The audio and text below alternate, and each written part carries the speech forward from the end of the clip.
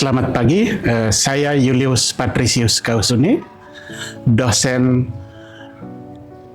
pada program studi teknik sipil Fakultas Teknik Universitas Katolik Widya Mandira Kupang. Nomor induk dosen saya 08 25 77304. Saya mengampu mata kuliah hidrologi terapan. Nah, dalam mata kuliah ini kami menerapkan metode student center learning, dan untuk bagian delivery kami menyampaikan pemaparan sistematis menggunakan buku ajar, kemudian menggunakan buku-buku hidrologi yang digunakan oleh berbagai kampus. Kemudian materi-materi kami menghubungkan juga dengan studi kasus di lapangan. Dalam hal interaksi kami menggunakan komunikasi dua arah, jadi mahasiswa dan dosen aktif dalam kuliah, misalnya menyelesaikan latihan soal, berdiskusi di antara mereka, kemudian menyampaikan di depan kelas. Untuk penilaian, asesmennya, kami melakukan penilaian secara transparan, objektif, terukur, dan akuntabel, disesuaikan dengan RPS. Capaian pembelajarannya ada 4. Yang pertama, kami menerapkan prinsip matematika, sains, dan keteknik sipilan dalam penyelesaian masalah sumber daya air. Yang kedua, mengidentifikasi, menganalisis, dan menyelesaikan permasalahan rekayasa sipil menggunakan berbagai perangkat analisis yang tepat. Kemudian yang ketiga, menggunakan perangkat lunak dan teknologi informasi untuk analisis data teknik sipil. Dan yang keempat, bekerja secara mandiri maupun tim dalam mengkomunikasikan hasil analisis secara ilmiah. Materi untuk mata kuliah ini terdiri dari 7 materi. Yang pertama adalah presipitasi, kemudian yang kedua evaporasi, yang ketiga infiltrasi, 4 hidrometri, 5 limpasan, 6 hidrograf, yang ketujuh ke analisis frekuensi. Untuk penilaian, kami melakukan komponen penilaian terdiri dari sikap, tugas mingguan, tugas semester, ujian tengah semester, dan ujian akhir semester. Demikian penyampaian mata kuliah hidrologi terapan, dan kami mohon para asesor untuk dapat menilai tutorial pengajaran kami. Dan materi kuliah hari ini kami akan mengajar bagian dari presipitasi, terutama untuk analisis data hujan yang hilang. Dan video tutorial pengajaran ini dapat dilihat pada video selanjutnya. Terima kasih. Selamat pagi semua. Baik, hari ini kita lanjut pertemuan ketiga, dan kita awali dengan doa. Mohon salah satu teman memimpin kita dalam doa. Kita posisi duduk saja, tetap. Pak dosen dan teman-teman, sebelum kita mulai dengan mengajar dan belajar kita, mari kita menghadap Tuhan untuk berdoa, masing-masing berdoa di dalam hati. Mari kita berdoa.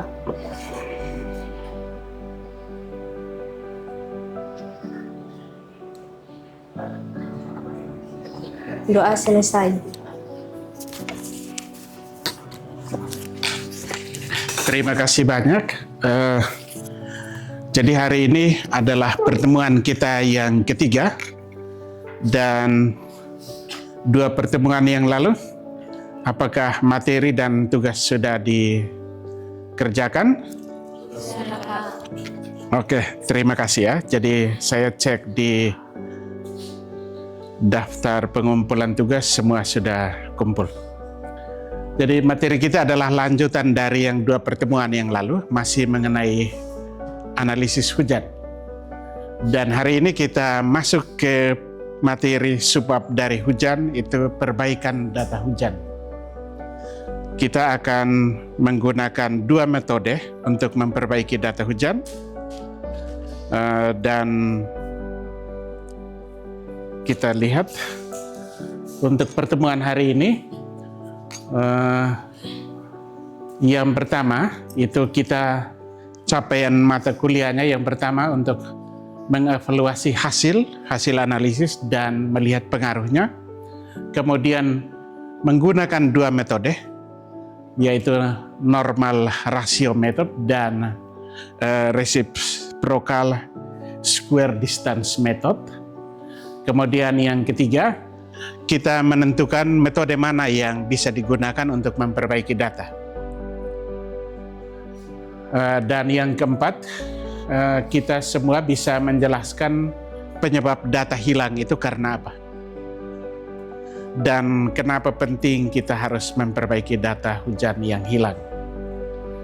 Dan hasil yang diharapkan dari pertemuan kita, kita semua, termasuk saya dan mahasiswa itu mampu menjelaskan konsep data hujan hilang. Kemudian yang kedua, mengidentifikasi stasiun referensi. Stasiun referensi, misalnya kita punya 3 stasiun, kemungkinan ada satu itu yang hilang, itu namanya stasiun target, tetapi 2 yang itu lengkap itu disebut dengan stasiun referensi.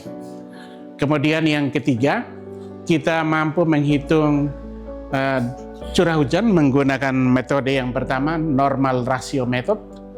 Kemudian yang keempat, kita menghitung curah hujan yang hilang dengan metode RSD method. Kemudian yang kelima, kita membandingkan. Dan referensi utamanya, kita bisa menggunakan buku Applied Hydrology dari Vantage Cho. Kemudian kita juga bisa menggunakan buku Hidrologi Terapan. Ini buku Hidrologi Terapan dari Bambang Triatmojo. Dan ada materi PDF-nya, saya bisa share atau kamu juga bisa cari. Kemudian kita juga selain 3 referensi ini, kita juga akan mendapatkan modul. Modulnya itu yang bisa melalui PDF yang dibagikan setiap minggu.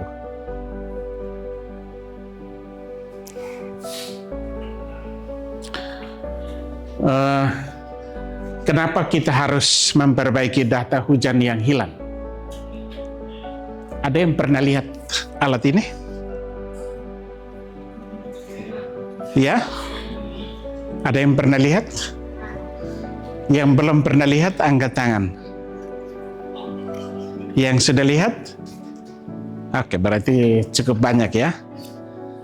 Ini saya lihat masih sejak kecil karena di rumah saya depannya orang tua saya itu petugas pengukur curah hujan.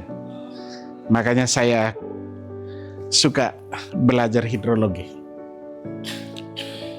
Jadi ini yang alat pengukur hujan di lapangan, dan ini dia secara manual. Jadi kita tampung air hujan di sini, kemudian ada gelas tabung di dalam dengan ukurannya. Setiap kali hujan, petugas itu harus melihat tinggi hujannya berapa, kemudian dicatat. Tetapi alat ini bisa melakukan kesalahan. Kesalahan yang pertama karena dia sendiri rusak, atau yang kedua kelalaian petugas. Mereka sibuk sekali di tempat lain, atau dia dalam kondisi sakit sehingga dia lupa mencatat. Jadi misalnya hujan 2 hari berturut-turut, dia catat sebagai 1 hari. Sampai di sini ada pertanyaan? Semua jelas? Oke.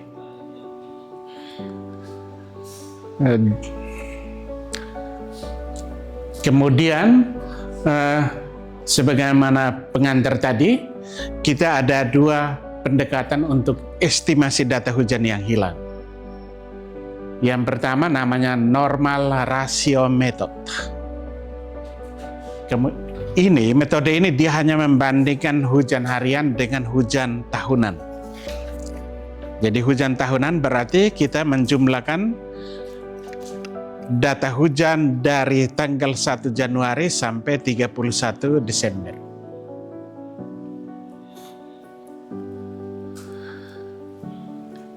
Dan kita membuat proporsi itu, kemudian kita merujuk ke salah satu hujan referensi, kita akan mendapatkan data hujan yang hilang.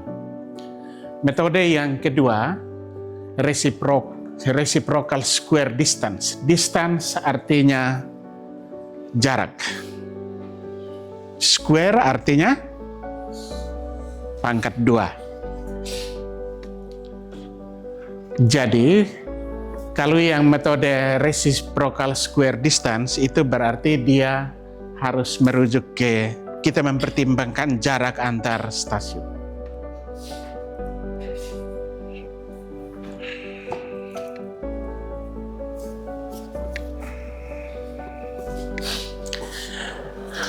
Sekarang kita lihat metode yang pertama, normal ratio method. Jadi rumusnya seperti ini. Ini adalah data hujan yang hilang. Kemudian ini adalah hujan rata tahunan. Kemudian N itu adalah banyaknya stasiun.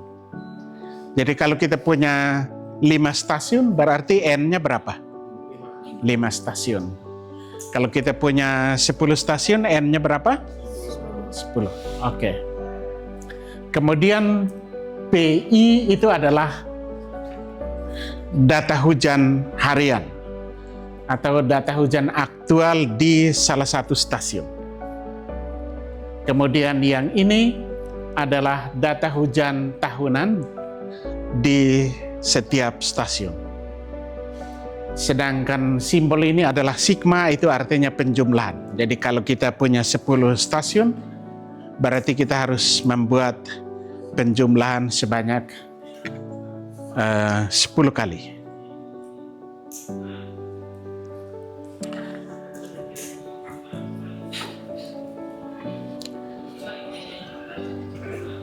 Yang rumus yang kedua itu adalah rumus reciprocal square distance method. Di sini dia sudah menambahkan faktor jarak, itu dx. dx pangkat 2. Jadi pangkat 2-nya itu yang square, sedangkan d itu mewakili distance. Dan ini juga kita harus menjumlahkan untuk semua stasiun yang dianalisis.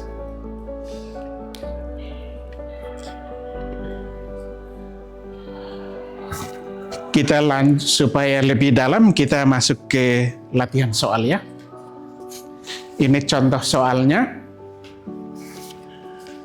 Tolong dicatat.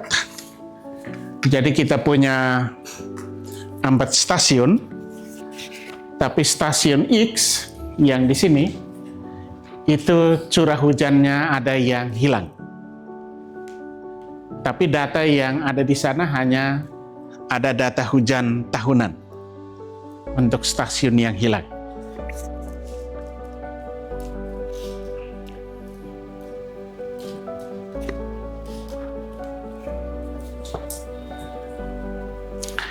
Jadi kalau kita buat seperti gambar, ini kita andaikan di tengah ini adalah stasiun X, kemudian di sekeliling stasiun X ini ada 3 lokasi pengukuran hujan. Dan jarak dari stasiun X ke stasiun A 15 km, ke stasiun C 25, ke stasiun B 10 km. Dari data ini, kita latihan untuk metode yang pertama. Sudah dicatat data ini? Oke. Kalau begitu kita masuk ke latihan soal menggunakan metode 1. Saya tolong diskusi dengan teman di sebelah kiri kanan, dan kita menggunakan rumus yang pertama. Yang N ini adalah data hujan tahunan, Kemudian N besar itu adalah hujan tahunan, N kecil itu adalah jumlah stasiun. Sedangkan PA itu adalah jumlah curah hujan, data hujan yang tadi di sebelah kiri. Jadi kalau stasiun A berarti ini 35 per 2100 dan seterusnya. Oke, silahkan diskusi dengan teman.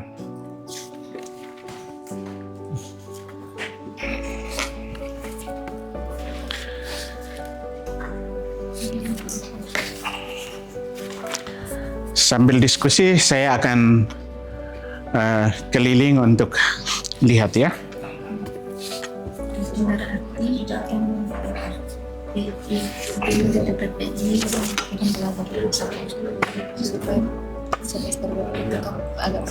Ya. Oke.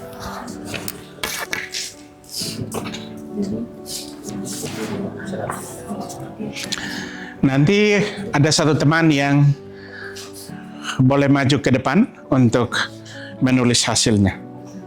Ya, bagus. Siapa yang mau maju ke depan? Oke, Agatha. Terima kasih. Kira-kira 2 menit lagi bisa maju? Atau bisa lebih cepat? Oke, silakan.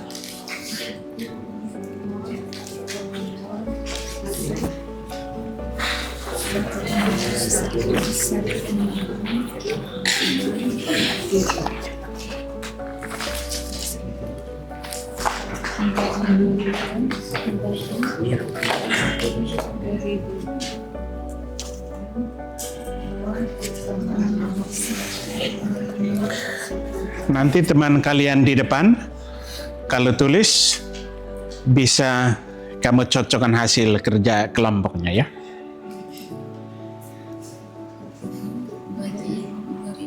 Oke, silakan maju.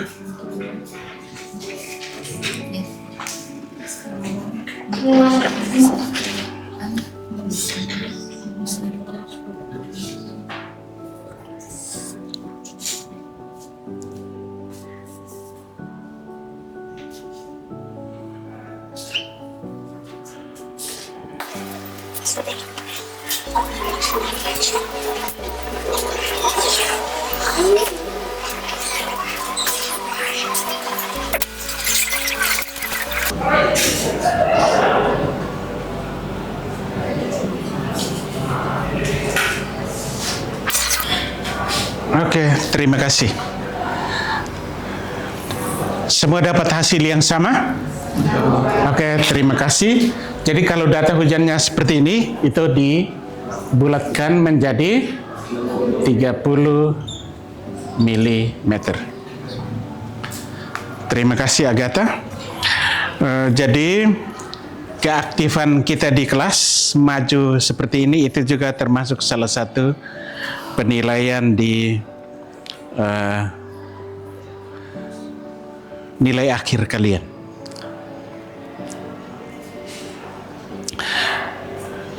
Metode yang kedua itu adalah reciprocal square distance, dan di sini sudah mempertimbangkan faktor jarak. Jadi kita harus bertahap seperti yang ini. Kita mulai menghitung faktor jarak masing-masing, kemudian dijumlahkan. Selanjutnya kita membuat masukkan semua data di persamaan, dan hasil akhirnya adalah 29,27 atau dibulatkan menjadi 29,3. Jadi yang satu dapat 30, yang satu 29.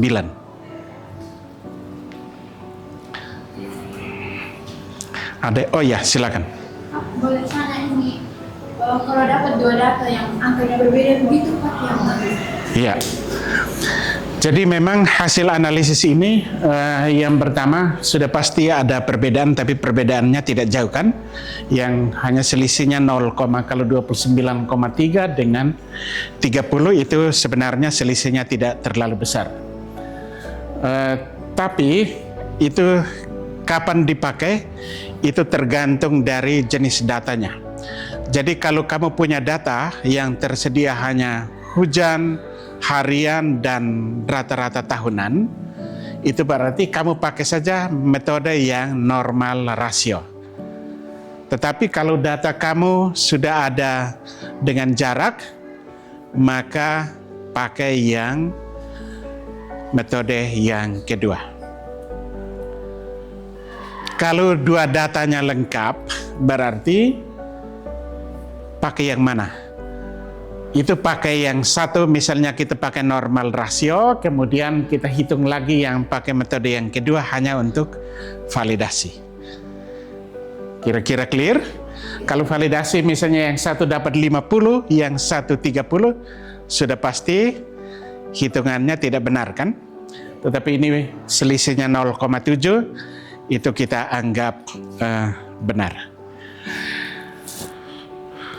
Saya kira pertemuan kita hari ini seperti ini, dan setelah sesi ini saya akan bagi tugas dan diselesaikan secara individu, dan minggu depan saya akan pakai 1 jam pertama untuk memeriksa tugas setiap orang. Kira-kira diterima atau tidak? Oke, terima kasih. Kita sampai jumpa minggu depan.